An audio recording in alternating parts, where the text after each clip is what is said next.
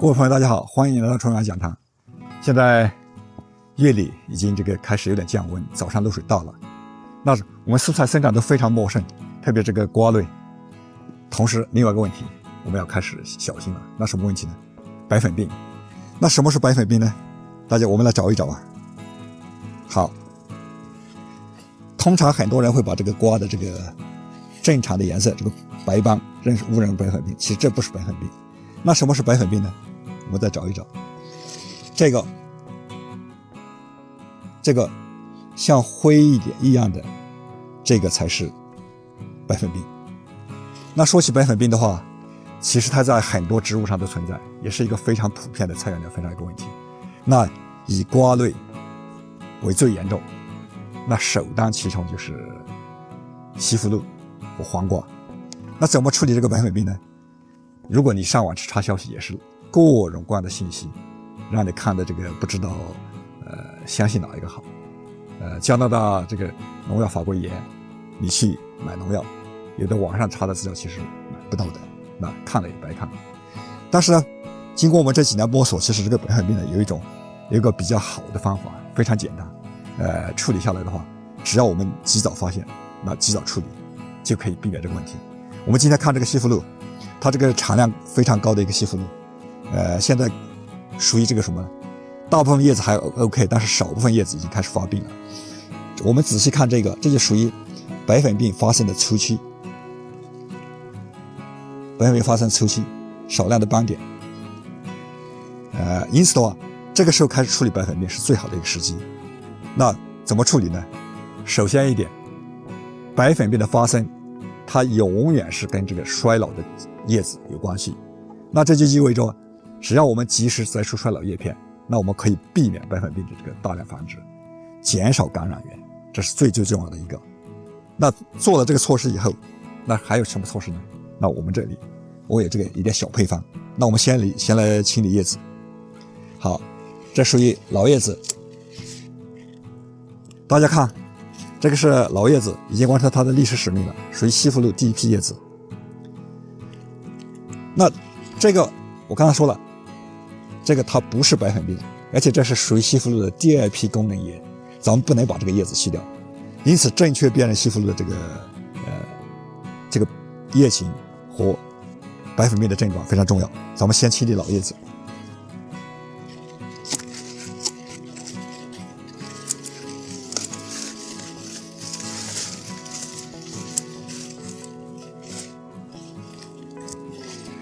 这少部分靠下边的功能叶也带一点病斑了，我们可以除去，但是呢，功能叶不要除太多，要掌握分寸。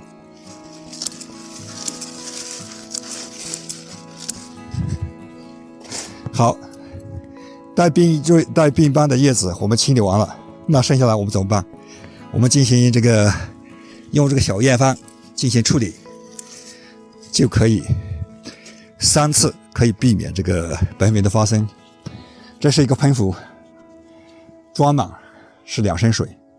那我们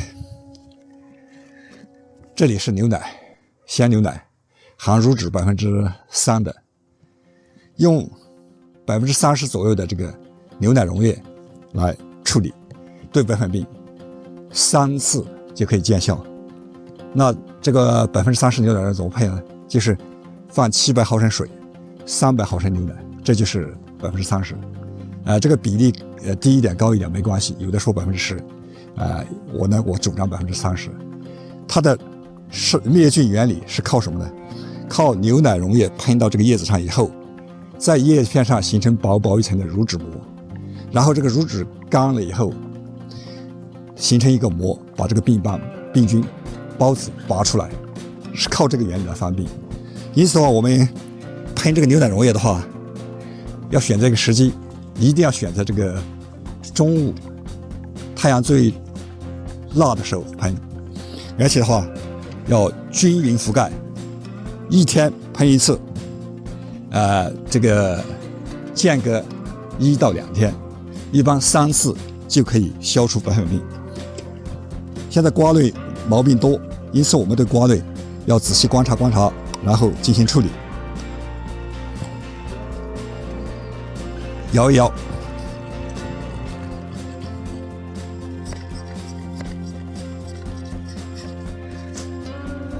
用雾状，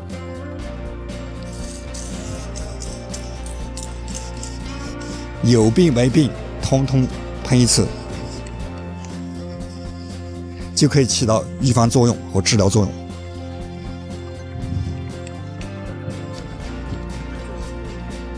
当然，最终一点，很多人犯的一个通常的错误什么呢？这个病斑叶子背面也有的，因此的话，叶子背面这个喷上更重要。咱们可以看一看，正面看起来没问题，但是叶子背面已经开始有问题了。因此的话，要正反两面都要进行覆盖。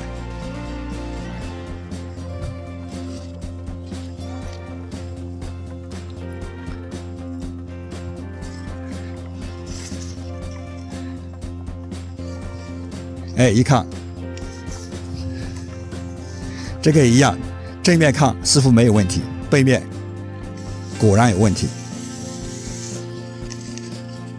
我前几天处理过2颗，效果很好，因此我继续坚持用这个方法。那还有没有别的方法呢？还有一个，这个 baking powder 小苏打，家家户户都可以找得到。用小苏打处理白粉病也是可以的。那它的方法，这个和喷牛奶溶液稍微有点不同。那它的比例什么多呢？它比例是5%，大家要注意这个比例不能高。牛奶10%、30%都可以，但是呢，小苏打它含碱性，你比例高了以后，它的碱性对植物是有伤害的，因此比例一定要控制在5%。比例过低起不到杀菌作用，比例太高会损伤植物，这是第一个。第二个的话，也一样的，就说我们喷的时间尽量选择在中午叶片干燥的时候喷，这样的话溶液可以粘附在叶子上更长的时间。那第三一点，叶子背面千万不要忘记。